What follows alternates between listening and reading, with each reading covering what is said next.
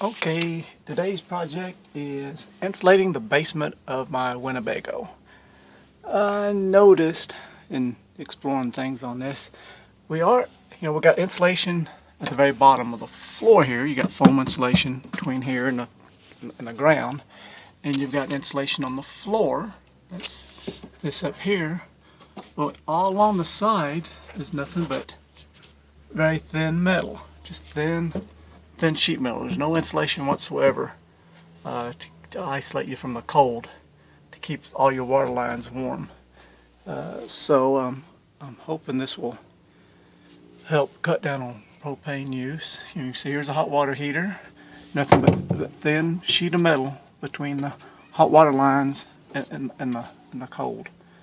This is on a 38J Winnebago, and I've also got this other plate removed. You can see the water tanks down there. Nice big opening. So that's all that metal all the way down the side is all exposed, is not insulated. So I had some leftover R19 insulation from a project, so I'm going to stick that in there. But while I was in here looking around, I did notice something. If you look back there where the flashlight is at, see how that plastic line is running? Well, I noticed and see all the white, you can see the white residue. That's where that sharp piece of metal is cutting on that PEX line. Over time, enough vibration will wear a hole, and I'll have a mess of water spraying everywhere underneath the RV. And I also seen the same thing here. I found this spot a couple of years ago when I fixed it with a piece of fuel line. It was doing the same thing. They routed that PEX right over a sharp piece of metal. But I found some different material for this because I never throw nothing away. I got some of this stuff right here. This is used to put on the edge of your door. So if you open your car door and you don't want to bang your neighbor's car, that's what this stuff is. And I had some laying around. So that's why you don't throw nothing away. You never know when you can use it for something else. So I'm going to take that. Let's see. Slide it over the sharp edge.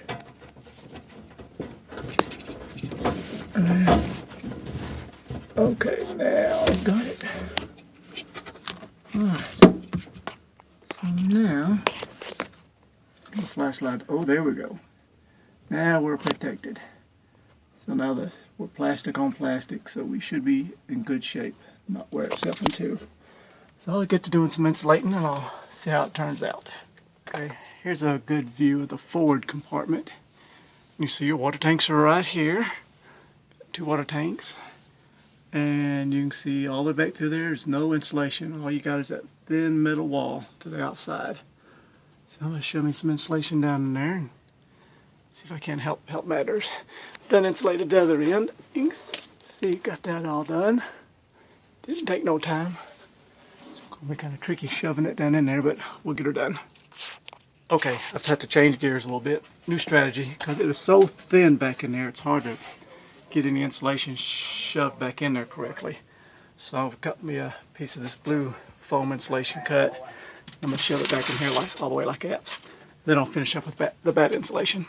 There we go. Insulation is in. I got the blue board all the way down at the far end. Got the R19 here on the side. Just got to put my plates back on, and I go to the other side and do the same over there. Okay, I'm on the other side now. It's got a little smaller opening on the right hand side as the left hand.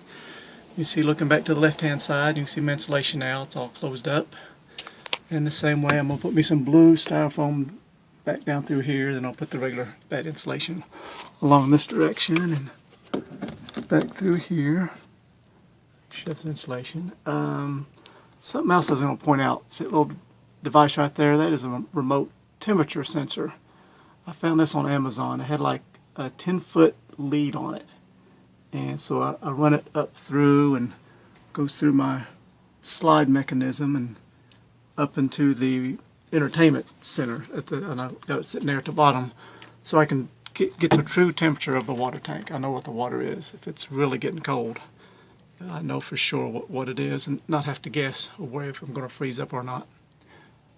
So anyway, we'll get to doing some insulating and about to finish this job up.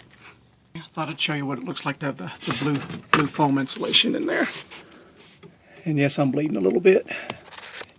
And there, okay, there it is. So I got that blue styrofoam in there and way back in the rear, and now I'm going to shove some insulation back as far as I can, the regular bed insulation. So get all that tidied up. So we'll be warm.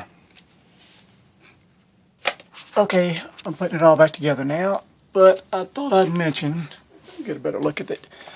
These little metal panels, if you ever go to pull them off to access the water tanks or your fittings, they put some kind of super sealer glue on them from the factory.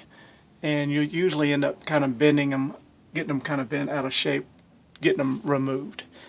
And once you do, they're not perfectly flat, so you may have to add a few screws to get everything sealed up good and tight. And I picked up some of these self-tapping screws right here. I think a little impact drill zips them right in real quick.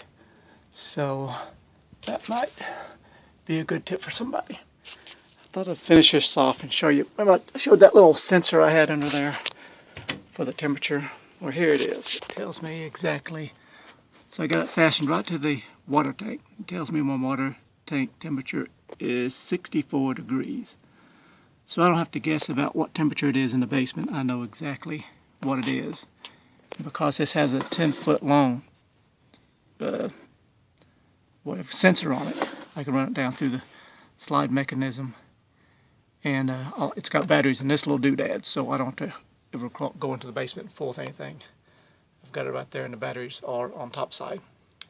So that's why I did that. And that should do it.